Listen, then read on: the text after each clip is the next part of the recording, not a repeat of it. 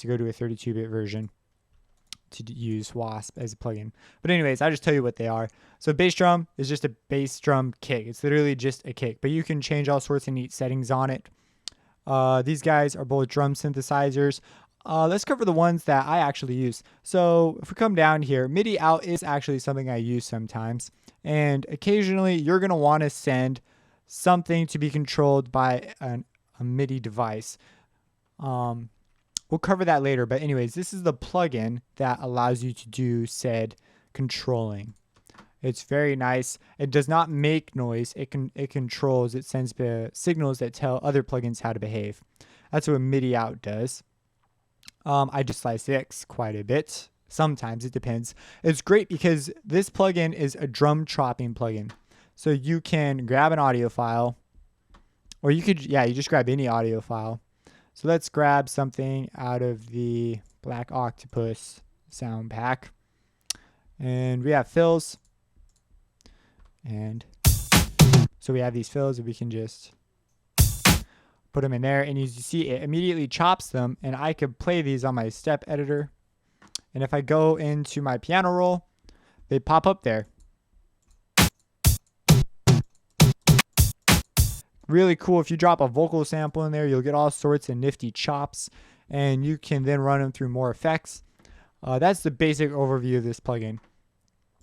Again, we're just going to kind of fly through, just giving you an idea of what things do. These things, this is just a bass. I don't know why, but I do use this more often than I think I would. These are some pianos. FL keys, really cool. There's different, they've added pianos now, so.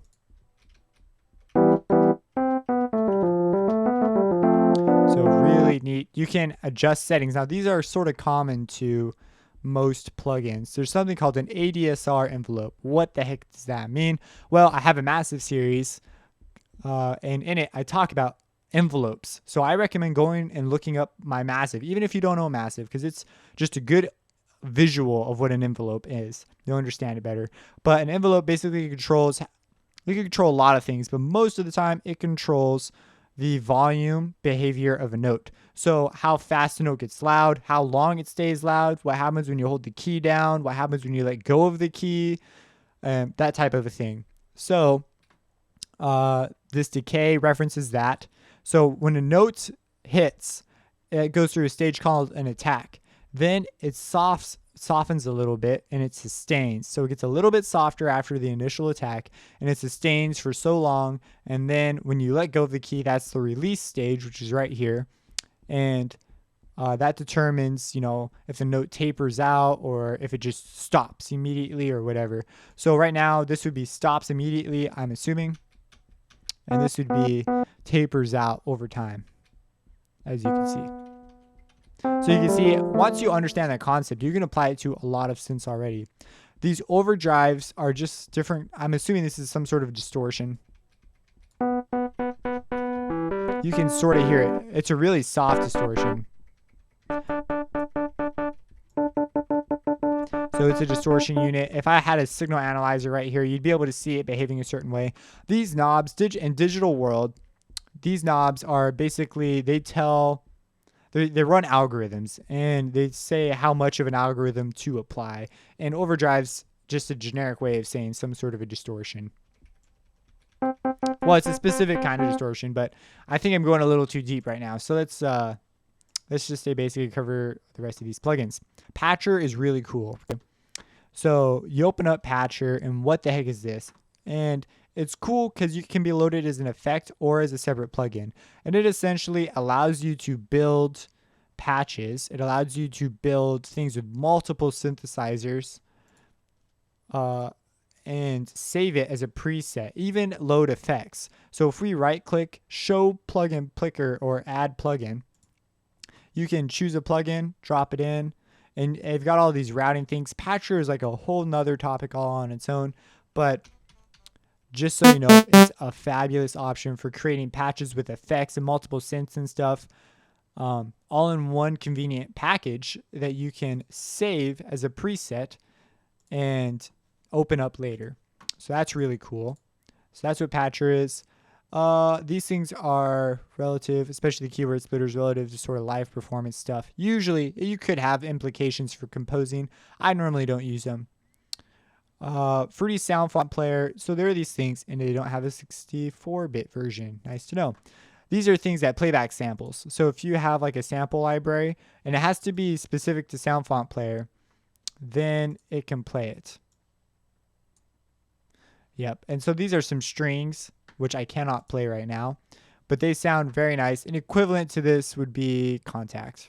This is a third-party plugin, but it essentially plays back samples as well. Now, this is a way more in-depth sample playback engine, however, but they sound sort of like, whoops, not like that one. That's essentially what this thing will sound like when you load it up. Now, this has effects and modules, and you can make your own instruments. And as you can see, I own quite a few instruments here. But that's what Sound Font Player does. If you go look online, I'm sure you'll find some free stuff. I haven't personally devoted any time to looking for free Sound Font Player libraries, but I'm sure they're out there. Most of these things have free presets already made out there somewhere. My website has several for synthesizers. Fruity Granulizer is a granular plugin. We're not going to talk about that. We have our 3 oscillators. So these are your synth classic. These are your things that create what you would be familiar with as synthetic music. And they allow you to change a number of settings. Wrapping your head around what a synthesizer can do and what all the buttons do is really cool. And it takes some time, but it allows you to do what's called sound design. So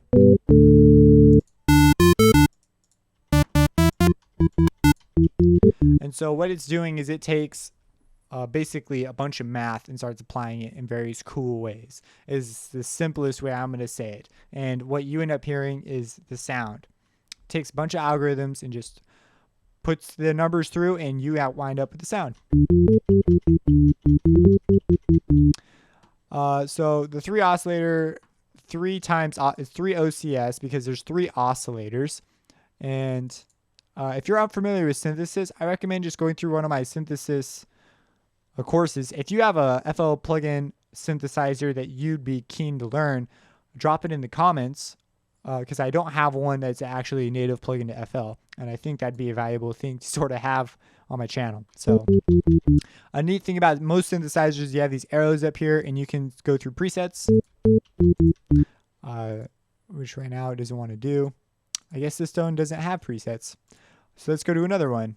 Now, all of them are just different kinds of synthesizers, so I'm not going to cover them all, but Citrus is a big one, and it also has these arrows. It starts off with a preset, and you can scroll through the different ones.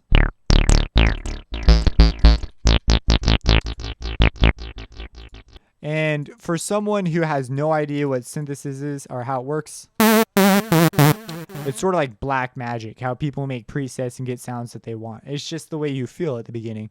And so I'm not against you using presets, okay? Some people they all hate on people who use presets. Now, I could see the hate for using only presets, but like, you got to use presets at some point. You get inspiration from them. I think they're valuable. Now, there should be a point where you move away from presets and you learn how to make your own sounds. But I still use presets all the time for just generic sounds, layers, things that I don't need to spend time creating. You know, there's places you can focus where you want to be creative, and maybe making your own sounds from scratch is not one of those. And so presets are sort of the solution to that. But anyways, this is Citrus. Citrus is a specific kind of plugin. It's an FM plugin, and that means frequency modulation. I have a video about that if you desire to know. But there's a few big kinds of synthesis. There's additive synthesis, which is basically you have a bunch of data pre-programmed, and it's additively programming your sound design. Okay, so and this uses subtractive synthesis, but it has additive synthesis as well. So I guess this is a good example. So you can generate a sound, and then you can run it through filters and effects, and then you get your sound. But it also has an additive engine in that you can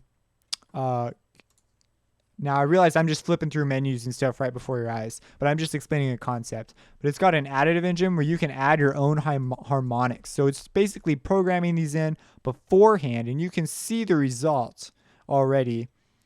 And you can do various things with different concepts, and it creates different kinds of sounds. So additive synthesis is like pre-program, and then you can do subtractive synthesis. Subtractive synthesis is you have your sound being generated and you run it through filters and things. That's what subtractive synthesis is. And there's all these different types of things called modulation, which are basically things you do to your signal by introducing some sort of a controlling source. So there are two basic kinds of sources that you're going to deal with of signals. So you have something called your audio signal, which is the sound that you would hear. And then you have something called a controlling signal, which is a signal that is sent to tell something how to behave. And so that's it. That's as far as I'm going into the synthesis world for now. But their entire subjects all on their own, and they're so cool. Like, go look up some stuff. Dig around my channel. I've got lots of stuff about the subject. But that's what these things are essentially. The presets might be the most valuable thing you walk away with for a while, but I hope that you move into this world. And then you have, now this thing's like a preset machine. It's got like 4 billion something presets, and there's an algorithm that you use to generate them, but they actually sound pretty cool. And so now for people who like synthesis design, this is really limited because you can't touch anything. But it's actually, Autogun is actually based off of Outgun. I'm not sure I'm saying it right. This thing. As you can see, mine's in demo mode because I don't own it. So I don't really want to talk about it right now. I'll talk about it when I own it. But anyways, it's crazy. You can literally go in and type in a preset number that's like huge, and it has a preset there, and it's unique to that number. It's insane. So that's just a cool one. Now, one of my favorites that's native, because now you're just kind of digging through here now, is Harmor. I love Harmor. Okay, it's just great. And there's a whole sort of concept behind how Harmor works. It's an additive synthesizer, but just so you know, totally worth messing with and learning. It is huge.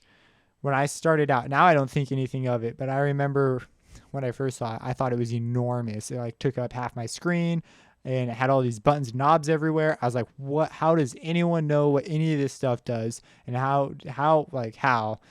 And so, yeah, that's just the way you're going to feel for a while, okay? It just takes a lot of learning. So now that we've covered sort of these plugins, so you have your controlling source plugins. I hope you've gotten a grasp of the different types. There's types that play back waveforms. So you have a piano that you've recorded and you've chopped up samples, and you hit a key and it plays back that sample. That's essentially what these types of things do. But and what sample playback engines like Contact that I showed you, that's what that does. Then you have plugins that are based on synthesis, and then you have other plugins that are based on controlling how plugins behave. And so they're basically tiny programs that run in your DAW. If you open up your sequencer, though, you get a whole new world of plugins. I'm just going to cover the generic ones. So up here, you'll notice I've got third-party stuff. I am going to cover this super fast. If you have third-party stuff, you bought it, so you must know something about owning it. And if you want to add it to FL Studios, you go to more plugins. And in here, you have a whole bunch of plugins. If you do this, you'll also see all the old FL Studio stuff. And there are some things that I've checked. To open up one of these guys, you just double click it. To make it appear in the menu when you open it, you push the little check mark next to it. But if you need to add plugins, this isn't where you want to go. And there are some legacy things I suggest you turn on. Like Fruity Free Filter is one that I have on. I love it. It's awesome. So that's just one that I have on. So if you're looking for plugins that you didn't know about. Now, a lot of my third-party stuff like Machine, Passive, RC, this is all third-party stuff. You go to Manage Plugins, and you can add directories where you want it to look for something called a VST, which is a basically a virtual studio technology is what that stands for. And it's made by Steinberg, which made Cubase, which is another DAW. Sort of like well, it's like it basically does what FL Studios does. It just has some different ways of going about things. Virtual Riot is a Cubase user, and so I learned quite a bit about Cubase, seeing him kind of work. But you turn things on here, but this is where you see all your plugins, and again, you can click on things over here. However, if you want to add plugins, you add your folder directory and you click Start Scan, and it will scan through all your plugins. It may take a little bit, and it will pop up, and then you can click it and use it. If you are having problems, then you are going to need to do some research, because you shouldn't be having problems. There are different types of plugin formats. There's VST, there's AUX, it might be AUXX. It's the one that Waves uses. And Pro Tools, I believe, supports it. FL Studios just added support for Waves plugins. There's all these different kinds. Generally, for FL Studios, you want to stick to VST. It's pretty standard. But anyways, after all that madness, let's talk about the actual plugins that aren't third party. We have controllers, which are the same thing as the controllers over there. They tell signals how to behave.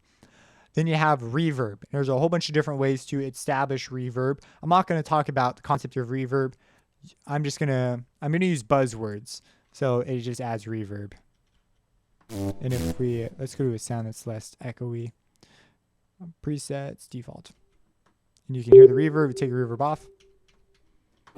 It doesn't sound like that. Whoops. My bad. So with reverb on. And I'm assuming you're familiar with reverb at least a little. Delay is basically like long reverb. Like the same concept that makes most of these is the idea of a feedback loop and different kinds of feedback loops, which are, in our case, algorithms. So the same thing that makes a delay work is the same thing that makes reverb. And there are all sorts of different methodologies about going about doing this. But this is reverb. This is a delay. And there's a whole bunch of different plugins. You can see they have different settings. So it's worth learning what they do and the concepts behind how they work. You have distortion plugins.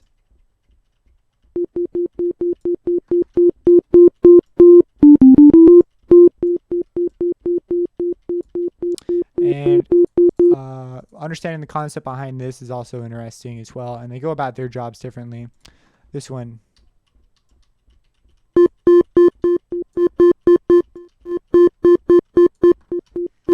So yeah, distortion plugins. All these are basically that. I usually use Wave Shaper. And there's all sorts of different ways, but it distorts your signal so that you get sort of a grungier attack. I'm using buzzwords now. I'm not being technical about anything right now. I just want to give you an idea what these things do. Compressors. Now, okay, when we get into compressors and stuff, a compressor limits your dynamic range. So if you have something soft and something loud and they're far away, if you turn on a compressor, it will essentially close the distance. So it'll make your song sound, it could do a whole bunch of things. It can make it sound louder. It can make it sound softer. Essentially, it closes dynamic range. That's its job. And there's a whole bunch of ways to go about it. Let's leave it at that. Compressing is like a whole topic on its own. A limiter. So these all come underneath, if you'll notice, the dynamic range right here, the dynamic tab, because these all have to do with volume, with dynamics. So the limiter, yeah, you see this line right here? This line in the limiter is basically, if anything goes up there, it'll turn it down. It'll make it softer, just so that it can't pass this line. So that's what a limiter essentially does. This limiter also has something called a compressor or with a sidechain option, which we're not going to talk about right now. Oh, I guess we're going to talk about sidechain right now. Okay, sidechain, you can set an input to be a sidechain so that when that audio turns on, it'll turn down the audio according to the threshold and ratio that you set. And if you don't know what that means, don't worry about it, but it is a standard technique in EDM that if you don't do, it's kind of like, it's something you kind of do with that style of music. You have a multi-band compressor, which is sort of like with this compressor, with the multi-band compressor, you have a whole bunch of different bands. So you have your mid, high, and low. Let's open up Maximus. Maximus is a multi-band compressor, low, mid, high. and you can compress different ranges individually. So I'm not teaching about compression right now as like a thing, just letting you know a general concept, something you could start to think about, because these are kind of things you have to experiment with and like let them wrap around your mind, because these are a lot of plugins. Sound Goodizer is different settings of Maximus. Don't be fooled by the name. Although it can make your stuff sound good. We have a Love filter, which is a complicated version of the free filter. So if it's not complicated, it's a super amazing cool version. If you go to more plugins, look up your free filter, find it in here, and open it. I use this one all the time. There's a whole bunch of different kinds of filters. What are filters? Well, they're basically selective ways of turning volume on and off, is what a filter is. Now, there's things called resonance that go along with filters, but whenever you hear something, like let me just filter a sound real fast. So let's send this to mixer track 1. And I've been putting things on the master track. All right. So this is going through this filter. It's on a low pass.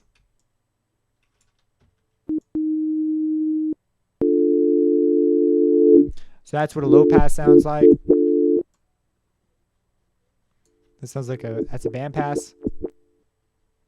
And eventually I'll have videos explaining all these different types of filters. But a filter essentially is just doing that. It's just making volume changes in specific manners. It behaves a certain way. Chorus, flanger, and phaser. These all use feedback loops, except the phaser. Phaser could do it could go about it several different ways. And of course, the idea is it takes your audio and feeds it back into itself, and it sounds like a choir. You can set it up to sound like a choir at least. It can do a number of other things where you have several copies that are, so in a choir, you have like 50 people all trying to sing one note, but they're all slightly off the same pitch. It makes them sound really big and lush, but no one's exactly the same as someone else. Or if they are, there's like 2 people. It's still a huge difference. So it creates a spread, and that's what this tries to emulate basically. A flanger, it's a type of feedback loop. It can sound really weird.